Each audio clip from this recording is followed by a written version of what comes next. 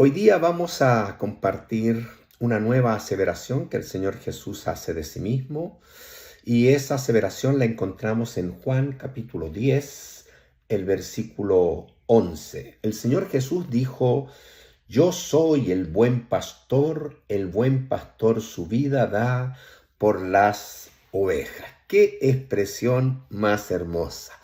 En este curso hemos podido ver cómo el Señor se refiere a sí mismo como yo soy la puerta, como yo soy el camino, la verdad y la vida. Nadie viene al Padre sino por mí.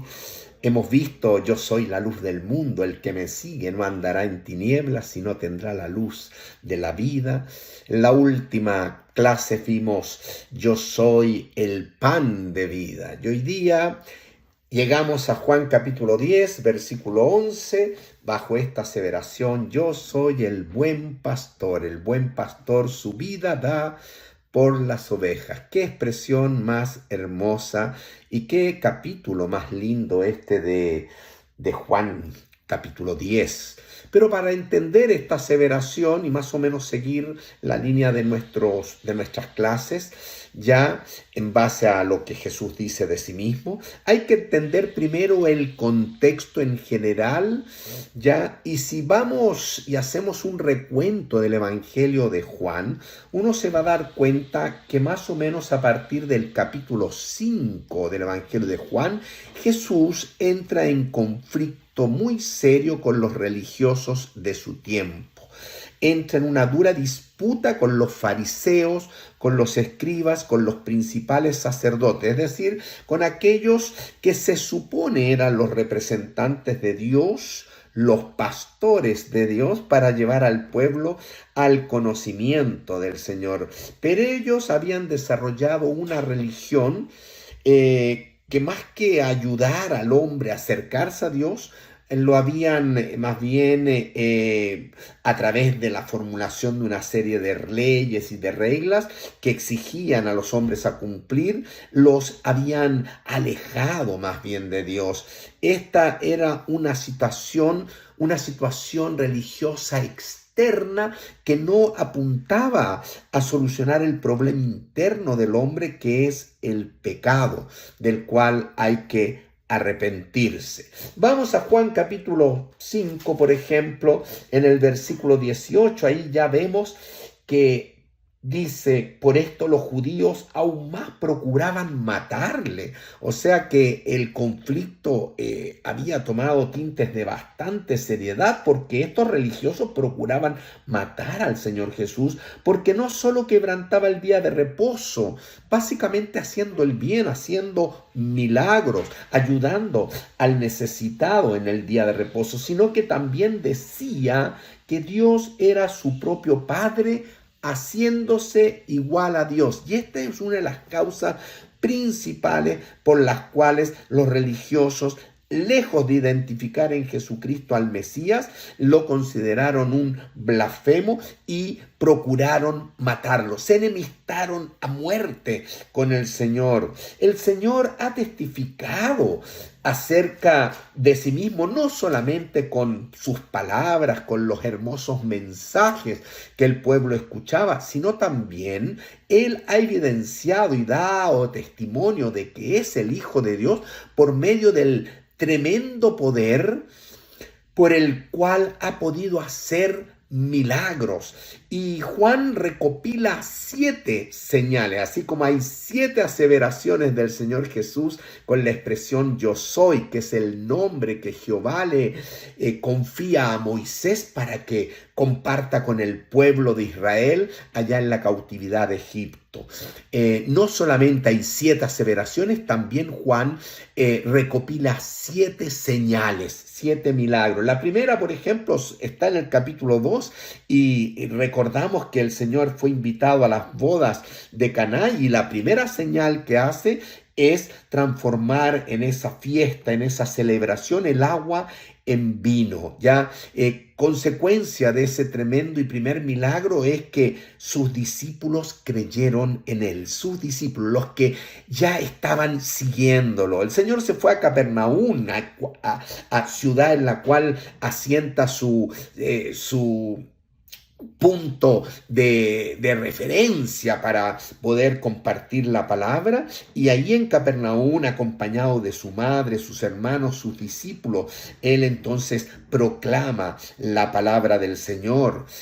Luego también hace viajes a Jerusalén, ya, y ahí en Jerusalén purifica el templo, tiene un tremendo altercado aquí en Juan capítulo 2, en el versículo 18, con los fariseos, con los judíos, ya, porque el Señor habló acerca de su resurrección.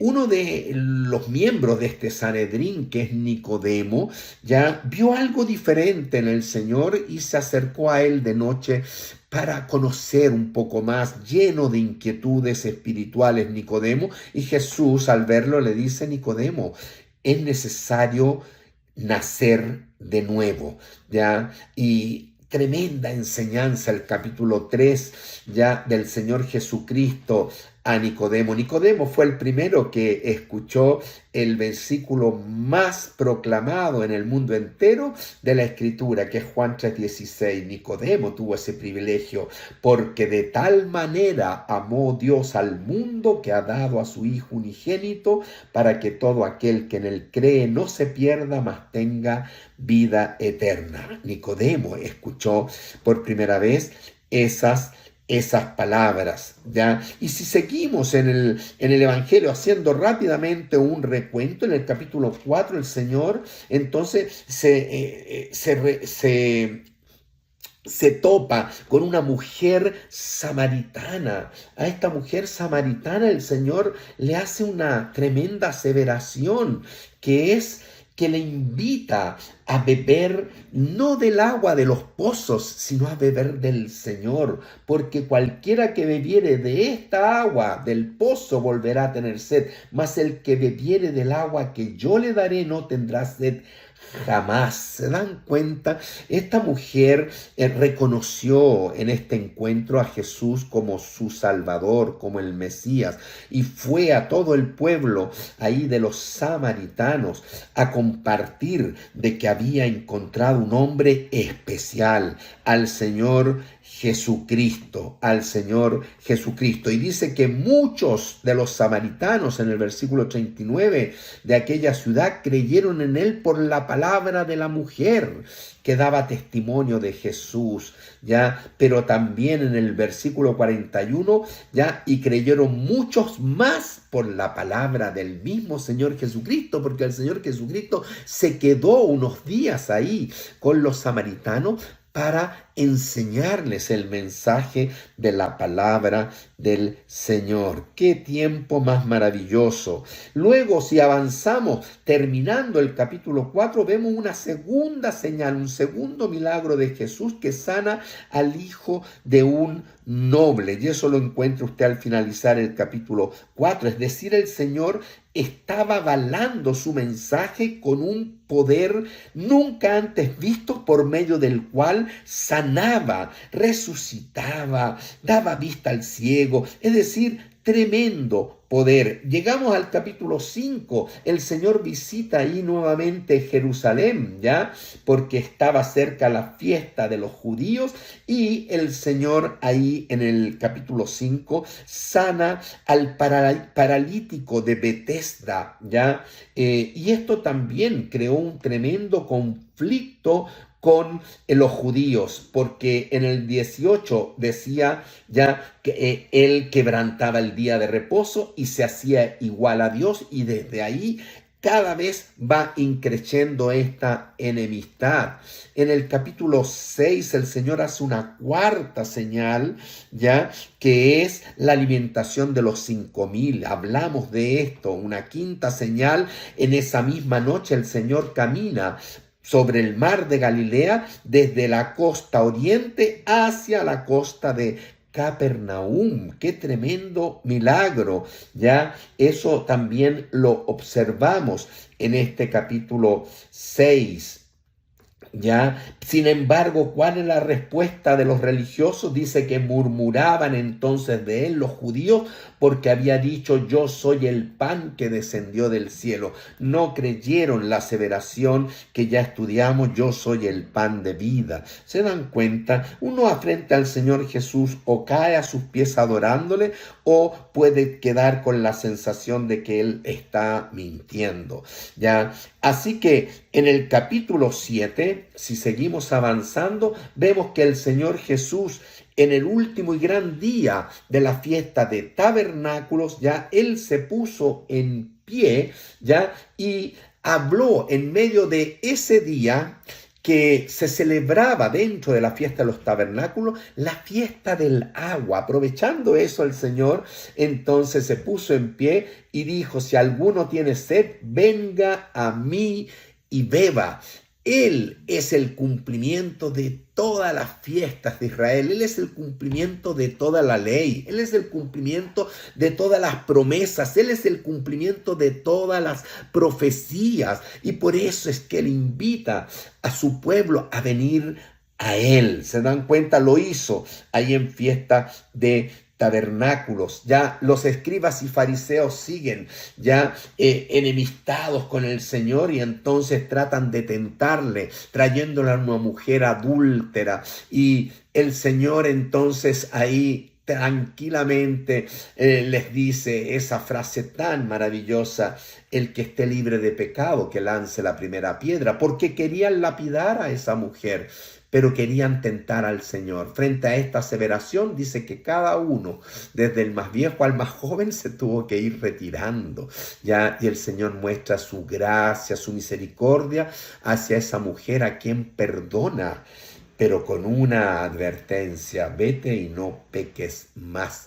Cambia tu forma de vida, ya no peques más frente al Señor. Ya en el capítulo 8, en donde estamos en esta confrontación del Señor con los fariseos a causa de esta mujer, ya se creó una tremenda discusión en el templo. Ya fíjese en el capítulo 8, ya en el versículo 13, los fariseos le dijeron: tú das testimonio acerca de ti mismo, tu testimonio no es verdadero. Ponen en tela de juicio todo lo que es la palabra del Señor. Y en este capítulo prácticamente termina con el Señor Jesucristo tomando el nombre de Dios revelado al pueblo de Israel en Éxodo 3:14: yo soy el que soy. Y entonces el Señor Jesús les dice: antes que Abraham fuese,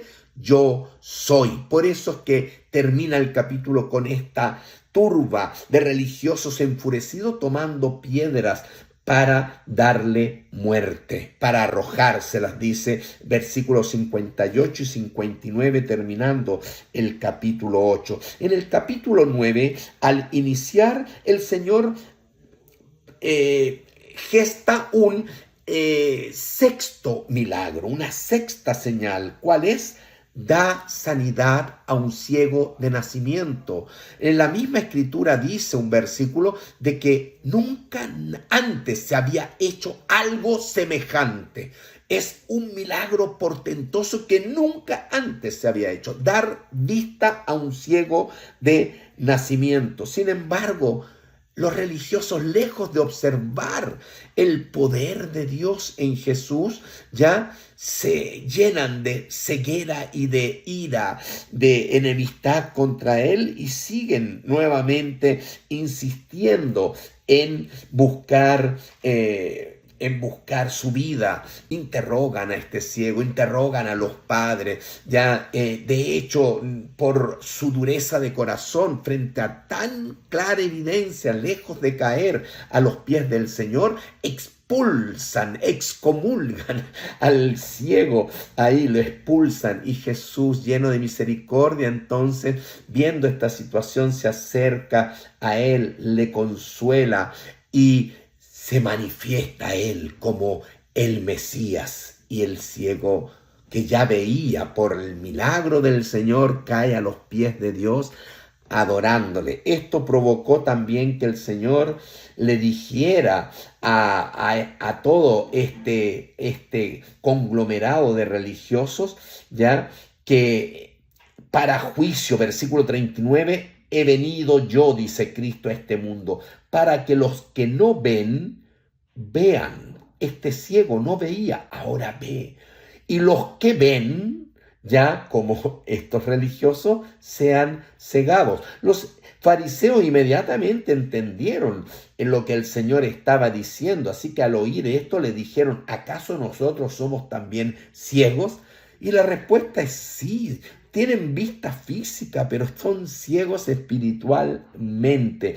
Y tomando este contexto de controversia, de disputa, este conflicto entre el Señor y los fariseos, que acá representan en la época de Jesús los malos pastores, ¿ya? Entonces, hay un evangelio que está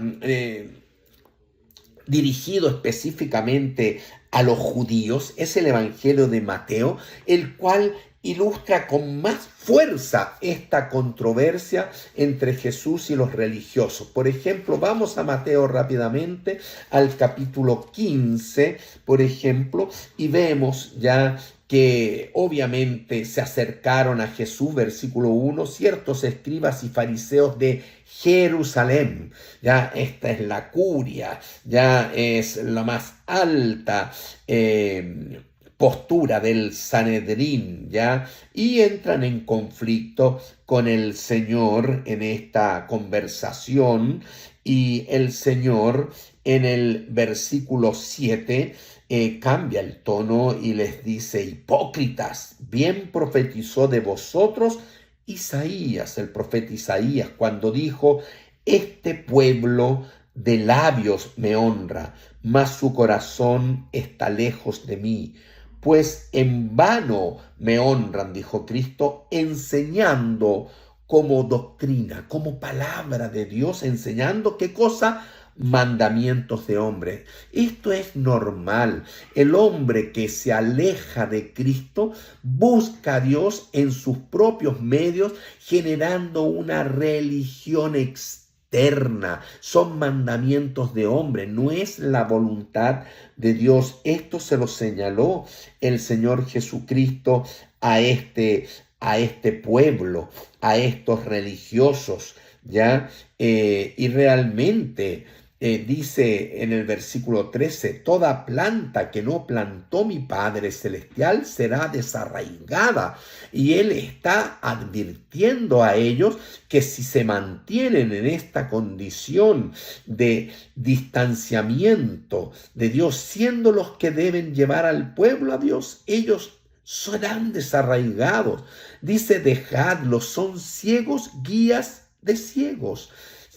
Son ciegos que están guiando un pueblo ciego, y si el ciego guiare al pueblo, al ciego, ambos caerán en el hoyo. Y Dios está revelándoles este trágico desenlace que espera a todos los religiosos que han generado su propia forma de llegar a Dios, pero no han querido obedecer o someterse a la palabra del Señor, a la voluntad del Señor.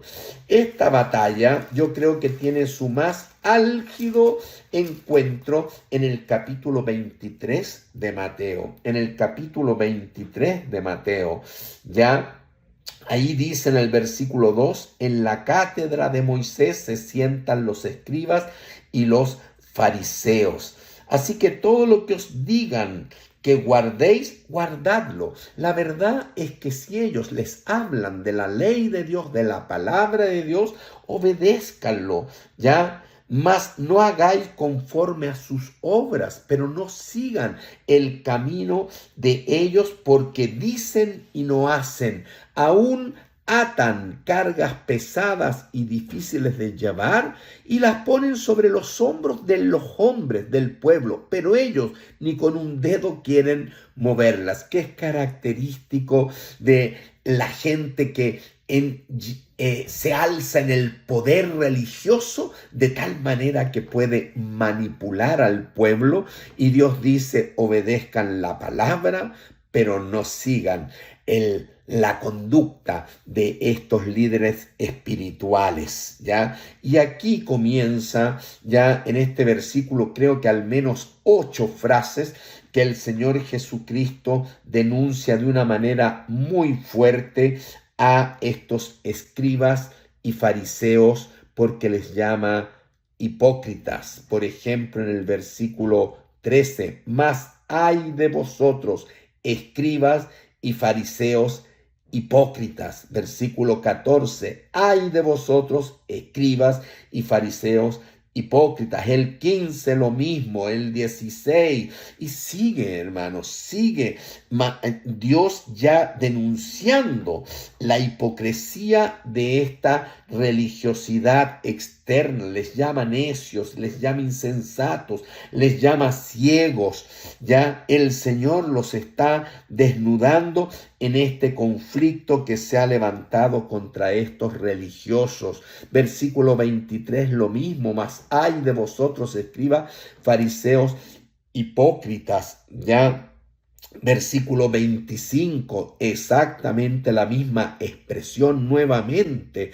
Ya versículo 26, le llama ciego, le pide que limpie primero lo de adentro del corazón, ya, y no lo de afuera. Ya, ¿por qué? Porque ellos solamente tienen una religiosidad externa. El versículo 27, exactamente lo mismo. Incluso en este versículo les llama sepulcros blanqueados, es decir, ellos están corruptos por su interior, están descompuestos y descomponiendo al pueblo en lugar de limpiarlo y sanarlo y llevarlo a la presencia del Señor. ¿Por qué? Porque son malos pastores.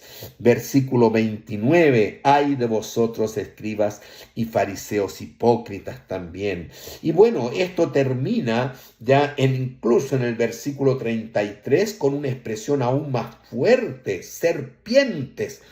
O sea, le está diciendo: simientes de Satanás, hijos del diablo, generación de víboras, ¿cómo escaparéis de la condenación del infierno? ¿Cómo escaparéis de la condenación del infierno? ¿Ya? Y el Señor entonces pronuncia el juicio que va a caer sobre todos estos religiosos. ¿Ya? El Señor sigue después mirando a Jerusalén y lleno de compasión, ya yo creo que llora delante ahí de Jerusalén, gritando: Jerusalén, Jerusalén, que matas a los profetas y apedreas a los que te son enviados, a los verdaderos siervos del Señor. ¿Cuántas veces quise juntar a tus hijos como la gallina junta sus polluelos debajo de las alas?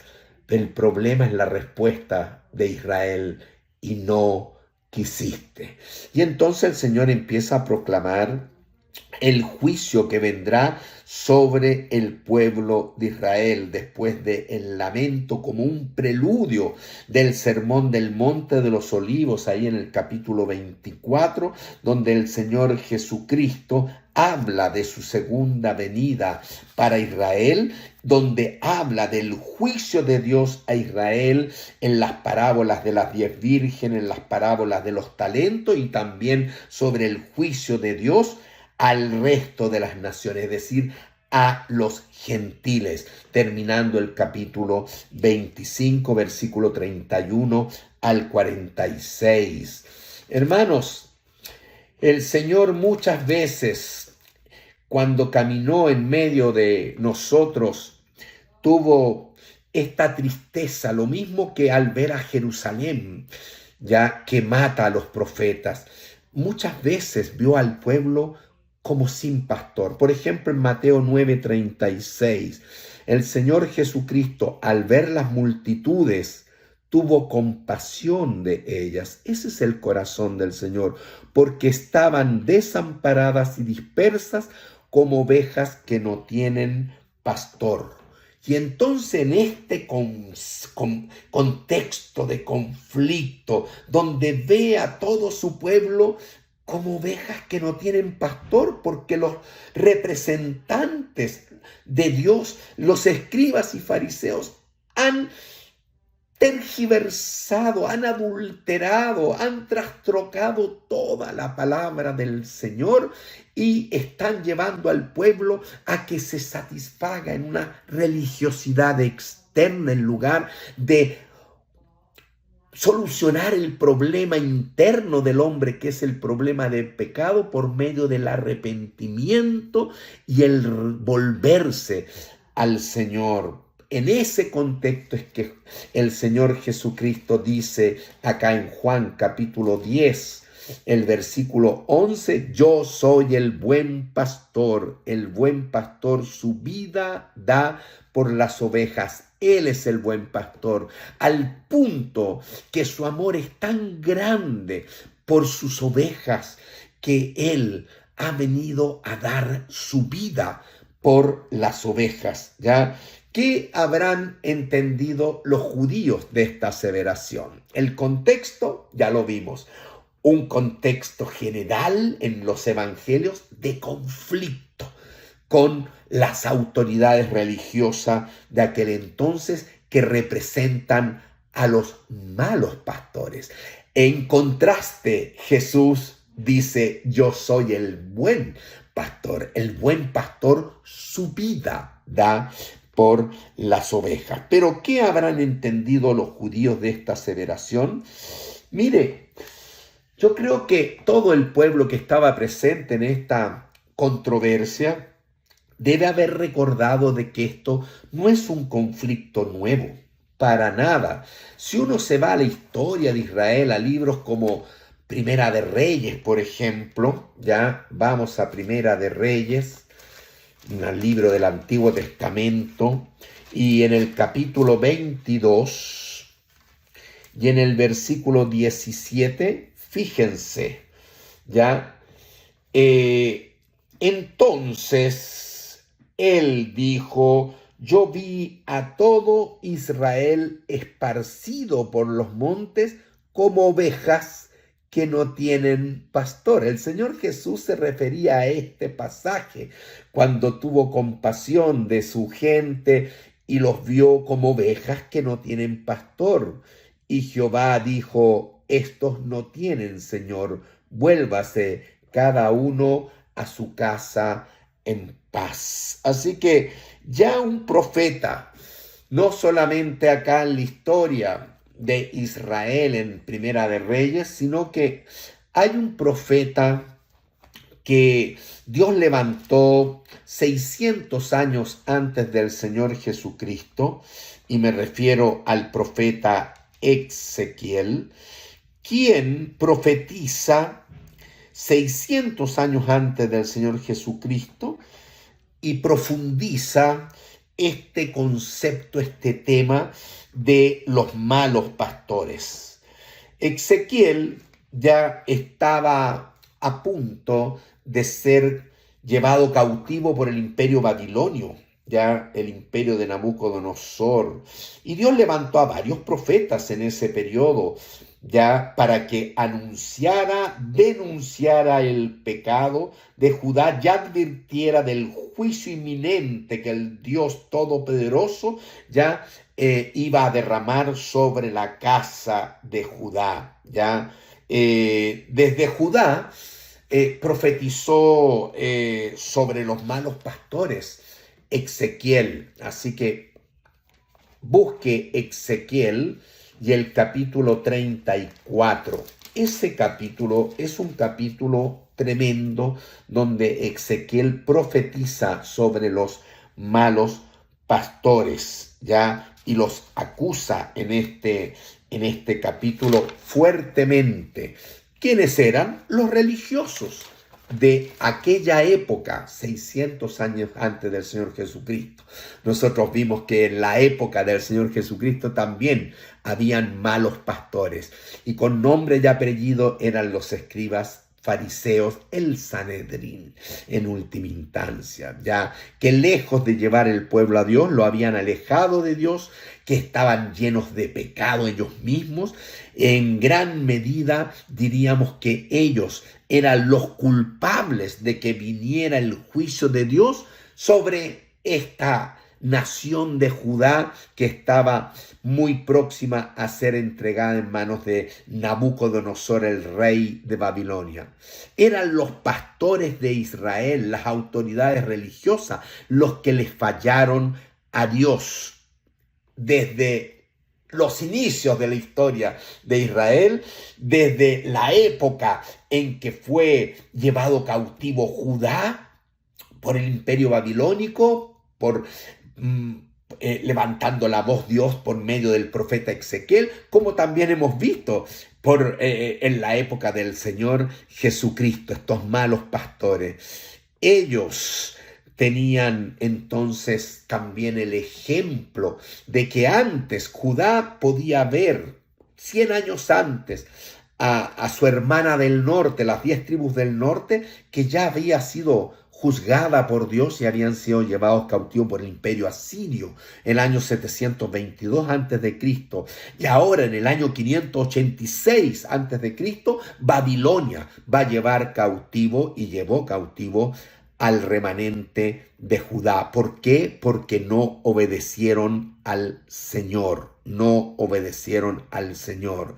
Y en ese tiempo en que Dios levanta al joven profeta Daniel, que profetiza desde Babilonia, porque jovencito fue llevado cautivo a Babilonia, pero también 2 tremendos profetas profetizan desde Jerusalén, ya el profeta Jeremías, tremendo hombre de Dios, y Ezequiel, para que hablaran al pueblo. Y en este capítulo 34, Ezequiel entonces ya puede enfrentar a los pastores de Israel. Vamos a leer algunos versículos de Ezequiel capítulo 34. Por ejemplo, vino a mí palabra de Jehová diciendo: Hijo de hombre, profetiza contra los pastores de Israel. Pastores de Israel, profetiza y di a los pastores, así ha dicho Jehová el Señor: ay de los pastores de Israel, que se apacientan a sí mismos. No apacientan al pueblo, se apacientan a sí mismos. No apacientan los pastores a los rebaños. No, los pastores no están hechos para apacentar a los rebaños. ¿Cómo es posible que ellos, en lugar de dedicarse al pueblo de Dios, están centrados en sí mismos y sacan partido del pueblo? Están realmente desarrollando usura del pueblo. Coméis la grosura, se visten de la lana de las ovejas, la engordada la degollan para alimentarse, mas no apacentáis a las ovejas, no apacentáis, ya no fortalecisteis a las ovejas débiles, no curasteis a la ovejita enferma, no vendasteis a la que llegó con la patita quebrada, no volviste al redil a la que se descarrió, tampoco saliste a buscar a la perdida, sino que os habéis enseñoreado de ellas. Esa es la característica de estos religiosos, se enseñorean porque han tomado el poder espiritual de la nación, ¿ya? Pero no tienen a Dios en el centro de sus vidas, muy por el contrario. Entonces se enseñorean de las ovejas con dureza y con violencia. Esa era la característica de estos malos pastores que son denunciados por el profeta Ezequiel. Ya Dios quería siempre tener comunión y habitar en medio de su pueblo. Ya en Levítico capítulo 26, ya el Señor, terminando, por así decir, este libro, ya le muestra al pueblo que será bendecido en la medida que obedezca el pacto que es la ley mosaica, pero si no obedecen serán maldecidos, ¿ya? Y eso es lo que dice acá en el capítulo 26 de Levítico, ¿ya? Si ustedes ya realmente dejan la idolatría, así comienza en el versículo 1, ¿ya? Y se alejan de todas esas prácticas religiosas, ¿ya? Y obedecen y respetan al único y verdadero Dios, ¿ya? Respetan y reverencian mi santuario, respetan el día de reposo. Si anduviereis en mis decretos, si caminan, si andan en su vida guardando mis mandamientos, si los ponen por obra, yo derramaré bendiciones, daré lluvia en su tiempo y siempre habrá para sustento y siempre habrá protección y tendrán todo de parte del Señor, ¿ya? El objetivo de Dios es habitar en medio de su pueblo. Dice en el versículo 11, pondré mi morada en medio de vosotros y mi alma no os abominará y andaré entre vosotros. Y Dios vino a andar en medio de su pueblo, por eso le pidió que se construyera un tabernáculo primeramente, ya luego el templo. ¿Para qué? Porque yo seré vuestro Dios y vosotros seréis mi pueblo. Lamentablemente, esta situación que es el deseo primario y central del corazón de Dios no se cumplió por los malos pastores. Pero llegará un día en que esto se va a cumplir durante toda la etapa profética y hasta la llegada de nuestro Señor Jesucristo. Y hasta el día de hoy esto no se ha cumplido. Este reencuentro entre Dios y su pueblo amado Israel. Sin embargo, el libro de Zacarías nos dice que vendrá un día cuando el Señor Jesucristo regrese, ya en aquel día Él procurará destruir a todas las naciones que vinieren contra Jerusalén, porque cuando el Señor regrese, Israel estará cercado por todas las naciones bajo la dirección del anticristo para ser aniquilados. Entonces dice el versículo 10 de Zacarías 12:10, derramaré sobre la casa de David y sobre los moradores de Jerusalén espíritu de gracia y de oración. El Señor va a derramar un espíritu de gracia y de oración muy potente en todo el pueblo de Israel, que no tiene escapatoria más que ser aniquilado por todos los ejércitos comandados por el anticristo. Sin embargo, en ese momento mirarán a mí. ¿Mirarán a quién? Al que viene por Israel, que es el Señor Jesucristo, ese Mesías que ha sido rechazado por Israel por siglos y siglos. Llegará un día en que el pueblo mirará a mí, a quien traspasaron, al que fue traspasado en la cruz del Calvario, y llorarán. Habrá un arrepentimiento nacional de Israel, y en ese momento se va a provocar, se va a producir este reencuentro entre el pueblo y su Dios, como dice el capítulo 13 en el versículo 9, ya dice que Él ya va a limpiar a este pueblo y va a meter en fuego a la tercera parte, los fundirá como se funde la plata, los va a sacar puros, los probaré como se prueba el oro. Y en ese momento Él invocará mi nombre. Israel se volverá y reconocerá a aquel Mesías que dio su vida por ello, al buen pastor que su vida da por las ovejas. Recién en este momento lo van a reconocer, invocará mi nombre y yo le oiré y diré: pueblo mío. Jesús los va a abrazar y les va a decir: pueblo mío, Israel. Y el pueblo por fin dirá: Jehová es mi Dios, ¿ya? Pero Jehová es el mismo Señor Jesucristo, porque es Él el que viene por su pueblo Israel. En el 14 dice aquí el día de Jehová viene, ya, y en medio de ti serán repartidos tus despojos, porque Israel estará en ese fuego. Ya en el versículo 3 dice que saldrá Jehová y peleará con aquellas naciones como peleó en el día de la batalla. Aquí Zacarías habla de que es Jehová quien viene. Pero hermanos, sabemos que el que viene es el Señor Jesucristo. Ya, eso lo dijeron los ángeles en la ascensión. Este mismo Jesús que habéis visto ir al cielo, descenderá ¿a dónde? Desde el mismo lugar que ascendió, del monte de los olivos. Es Jesús el que viene. Y dice aquí que saldrá Jehová y peleará con aquellas naciones como peleó en el día de la batalla. En la batalla de Armagedón viene Jesús a salvar a su pueblo. Y dice que se afirmarán sus pies en aquel día sobre el monte de los olivos. ¿Cuáles son los pies de Jehová o Jesús?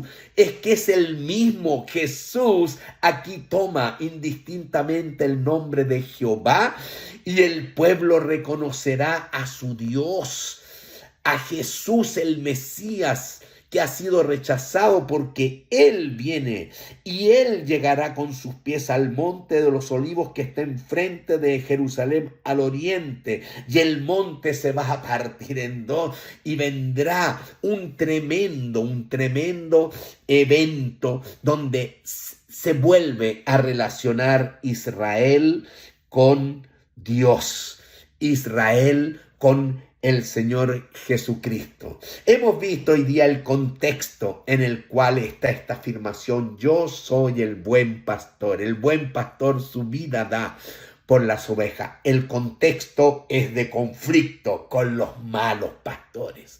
Jesús el conflicto, algo que está en toda la historia de Israel, como Ezequiel capítulo 34.